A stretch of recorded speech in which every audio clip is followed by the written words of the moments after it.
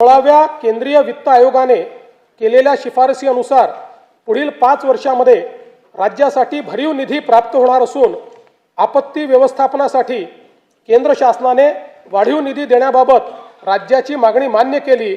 याबद्दल मी भारताचे प्रधानमंत्री श्री नरेंद्र मोदीजी यांचे मनपूर्वक आभार मानतो। राज्य शासनाने देखील 6व्या वित्त आयोगाची स्थापना केली होती। या वित्त आयोगाने विहित वेळेमध्ये आपला अहवाल सादर केला।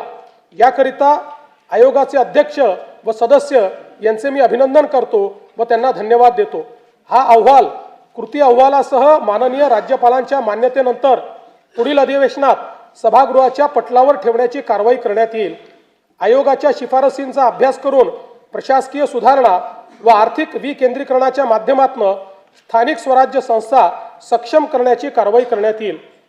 1 फेब्रुवारी 2026 रोजी केंद्र शासनाने युवा केंद्रित अर्थसंकल्प सादर केला। त्यात महाराष्ट्रातील पायाभूत सुविधांचा वेगाने विकास करण्याकरता भरीव अर्थसहाय्य केले आहे। मुंबई पुणे व पुणे हैदराबाद या प्रस्तावित जलदगती रेल्वे प्रकल्पांमुळे सकल राज्य उत्पादनात मोठी वाढ होण्यास मदत होणार आहे। राज्यातील जनतेच्या वतीने मी भारताचे लोकप्रिय पंतप्रधान माननीय नरेंद्र मोदीजी यांचे मनपूर्वक आभार मानतो। महाराष्ट्र हे देशाचे आर्थिक इंजिन असल्याने विकसित भारत 2047 च्या स्वप्नपूर्तीत आपला वाटा सर्वात मोठा असेल। राज्याची अर्थव्यवस्था सन 2047 पर्यंत $5 ट्रिलियन करणे हे राज्याचे मुख्य ध्येय आहे। या ध्येयाची पूर्तता करण्याच्या दृष्टीने विकसित महाराष्ट्र 2047 चे विजन डॉक्युमेंट जाहीर करण्यात आले आहे। त्यानुसार सन 2029-30 पर्यंत साध्य करावयाची अल्पकालीन उद्दिष्टे, राज्याचे अमृत महोत्सवी वर्ष सन 2035 पर्यंत साध्य करावयाची मध्यमकालीन उद्दिष्टे आणि भारतीय स्वातंत्र्याचे शताब्दी वर्ष सन 2047 पर्यंत साध्य करावयाची दीर्घकालीन उद्दिष्टे निश्चित करण्यात आली आहेत। राज्याच्या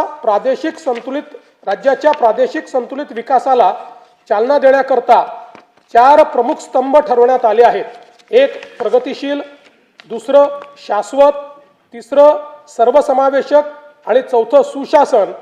या 4 स्तंभाच्या अंतर्गत 16 उपक्षेत्रे निश्चित करण्यात आली आहेत।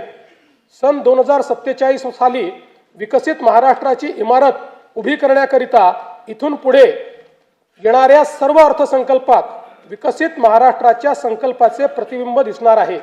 या संकल्पाची दिशा कशी असेल हे या वर्षीच्या अर्थसंकल्पात मी स्पष्ट करणार आहे। जब इरादा बना लिया है ऊंची उड़ान का, भास्कर राव, जब इरादा बना लिया है ऊंची उड़ान का, फिर देखना फिजूल है कद आसमान का।